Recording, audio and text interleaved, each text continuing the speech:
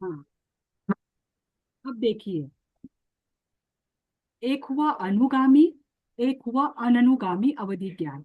अनुगामी जो साथ साथ चलता हो, वो अवधि ज्ञान अनुगामी है। अननुगामी जो साथ साथ नहीं चलता हो, केवल जिस स्थान पर प्राप्त हुआ है उसी स्थान पर बैठे हुए ही उस व्यक्ति को वो उपयोग में आता हो, वह अवधि ज्ञान अननुगामी है। ठीक। अब तीसरा है वर्धमान। वर्धमान का अर्थ होता है बढ़ने वाला। देखो, अवधि ज्ञान की प्राप्ति मनुष्य और तिर्यंचों को कब होती है? जब वे आत्मा से पुरुषार्थ करते हैं, आत्मा की विशुद्ध अवस्था को प्राप्त करते हैं। अब ध्यान करना या विशुद्ध अवस्था को प्राप्त करना शुरू किया, उस जीव को अवधि ज्ञान हुआ। अवधि ज्ञान में वे एक द्वीप और एक समुद्र को समझो देख रहे हैं शुरुआत में, और उसके बाद भी वे क्या कर रहे हैं? अपनी आत्मा का और उत्थान कर रहे हैं और अपनी आत्मा की विशुद्ध अवस्था को प्राप्त कर रहे हैं। तो उस समय उनका अवधि ज्ञान भी बढ़ता बढ़ता जाता है। जो पहले, समझो एग्जाम्पल के लिए बता रही हूँ, जो पहले एक द्वीप और एक समुद्र दिख रहा था, बाद में वो 7 द्वीप 7 समुद्र पर आ जाता है। ये हमेशा ऐसा नहीं होता है, कभी कभी किसी को डायरेक्टली असंख्य द्वीप समुद्र दिखते हैं। मैं एग्जाम्पल के लिए बता रही हूँ कि उनका वो बढ़ता कैसे है। फिर उसके बाद उनको असंख्यात द्वीप असंख्यात समुद्र दिखते हैं। तो जो अवधि ज्ञान शुरुआत से लेकर बढ़ता बढ़ता बढ़ता जाता है, उसे कहते हैं वर्धमान। ठीक। अब हीयमान का अर्थ क्या होता होगा? हीयमान अवधि ज्ञान का Opposite. Opposite of तो it. रहे। घटेगा। तो शुरुआत में घटने जो का। ये अवधि ज्ञान मतलब की थोड़ा। प्राप्ति। हाँ। ये मतलब थोड़ा। नहीं, हीय मतलब नहीं, कम, घटना। कम होता। घटना। हाँ। हाँ। तो जो अवधि ज्ञान शुरुआत में जो प्राप्त हुआ, किसी साधक ने आत्मा का पुरुषार्थ किया, आत्मा की विशुद्ध अवस्था को प्राप्त किया, और शुरुआत में उसे असंख्यात द्वीप समुद्र दिखने लग गए। एग्जाम्पल है, ये भी ध्यान रखना। पर उसमें वो क्या हुआ? वो असंख्यात द्वीप समुद्र में ही बहने लग गया। अब आत्मा बाजू में रह गई और वो असंख्यात द्वीप समुद्र को ही देख रहा है। तो आत्मा की विशुद्ध अवस्था कम हो रही है, वैसे वैसे क्या होने लग गया? धीरे धीरे उसकी भी विशुद्ध अवस्था कम होने लग गई, है ना? तो वो अवधि ज्ञान भी कम कम होने लग जाता है। तो वो जो अवधि ज्ञान है, जो शुरुआत में था, बाद में धीरे धीरे कम होकर अंत में पुनः वो अवधि ज्ञान चला जाता है, उसे कहते हैं हीयमान अवधि ज्ञान। ठीक। अब इसके मतलब बाद मैम ज्ञान आने के बाद वापस चला जाता है। जाता है, कभी कभी तो ज्ञान आने के बाद विभंग भी बन जाता है। जैसे कि शिव राजर्षि है, शिव राजर्षि ने आत्मा की विशुद्धता से अवधि ज्ञान को प्राप्त किया, और उस अवधि ज्ञान में उनको 7 द्वीप और 7 समुद्र तक दिखने लग गया। तो शिव राजर्षि ने क्या मान लिया? कि 7 द्वीप और 7 समुद्र, इतना तक ही विश्व है, इसके आगे विश्व नहीं है। आज भी देखो, शिव राजर्षि ने तो बाद में पश्चाताप करके वो मोक्ष भी चले गए, पर आज भी ये मान्यता चलती है कि 7 ही समुद्र है। उन्होंने वो मान्यता हम्म। फैलाई क्योंकि उनको उतना ही दिख रहा था।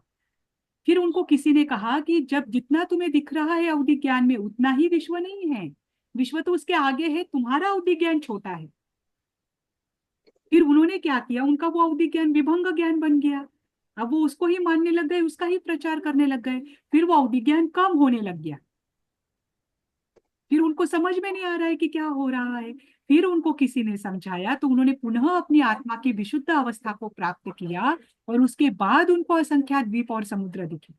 पर वो एक बार के लिए तो उनका विभंग भी बन चुका था और कम भी हो चुका था, क्योंकि वो विपरीत दिशा में जा रहे थे। तो एक बार आने के बाद भी अवधि ज्ञान जाता है, और जो जाता है या कम होता है उसे ही हीयमान अवधि ज्ञान कहते हैं। ठीक। अब इसके बाद है प्रतिपाती। प्रतिपाती यानी गिरने वाला। एक बार जो अवधि ज्ञान प्राप्त हुआ है, और वो अवधि ज्ञान नीचे गिरने ही वाला है, पता है कि इसका अवधि ज्ञान कम ही होने वाला है और ये चला ही जाने वाला है, उसे कहते हैं प्रतिपाती। और अप्रतिपाती का अर्थ होता है एक बार अवधि ज्ञान की जिसको प्राप्ति हो गई, वो मोक्ष तक उसके साथ, केवल ज्ञान तक वो अवधि ज्ञान उसके साथ रहता है, वो कभी नहीं गिरता है, उसे कहते हैं अप्रतिपाती। जैसे कि तीर्थंकर भगवान को जन्म से अवधि ज्ञान होता है, तो इन 6 में से कौन सा भेद उनके पास होता है? अप्रतिपाती अवधि ज्ञान। वो अवधि ज्ञान उनके साथ केवल ज्ञान की प्राप्ति तक होता है, और जैसे ही केवल ज्ञान प्राप्त होता है अन्य ज्ञानों की अपेक्षा नहीं होती, है ना। वो केवल ज्ञान में समाहित हो जाता है बाद में। तो तीर्थंकर भगवानों का जो अवधि ज्ञान होता है वो अप्रतिपाती होता है, यानी ये अब कभी भी नहीं गिरेगा। ये केवल ज्ञान की प्राप्ति तक साथ में रहेगा और बाद में केवल ज्ञान में समाहित हो जाएगा। वो है अप्रतिपाती अवधि ज्ञान। ये अवधि ज्ञान के 6 भेद समझ में आए। ये 6 भेद मात्र मनुष्य और तिर्यंचुन को जो अवधि ज्ञान होता है उसके होते हैं, क्योंकि देवता और नारकी में ऐसे अवधि ज्ञान के भेद नहीं होते। मतलब देवता और नारकी। अप्रतिपाती में नोट्स में आपने आपने नोट्स में अप्रतिपाती में दिया है कि अवधि ज्ञान केवल ज्ञान से अंतर मुहूर्त पहले प्रकट होता है। नहीं, अंत वो मुहूर्त। सामान्य व्यक्तियों का, सामान्य जीवों का। पर ऐसा नहीं है जरूरी ओके, कि नॉट उस समय ही प्रकट हो। अब तीर्थंकरों को जन्म से होता है, उनका कभी नहीं जाता। अप्रतिपाती यानी न गिरने वाला, बस इतना ध्यान रखना। ठीक। और वो जो सामान्य व्यक्ति है उनको अगर अवधि ज्ञान केवल ज्ञान के अंतर मुहूर्त पहले प्रकट होता है तो वो तो अप्रतिपाती ही है, क्योंकि उसके बाद तो तुरंत केवल ज्ञान में वो समाहित हो जाता है, वहां से वो गिरने वाली तो नहीं है। ठीक। ये अवधि ज्ञान के 6 भेद हैं। चलो यहाँ पर रुक जाए। चलो आप सभी को सादर जय जिनेन्द्र। अगले क्लास में जय जय मिलेंगे मैम। मन यू पर्याय मैम, ज्ञान जय के जिनेन्द्र। के साथ।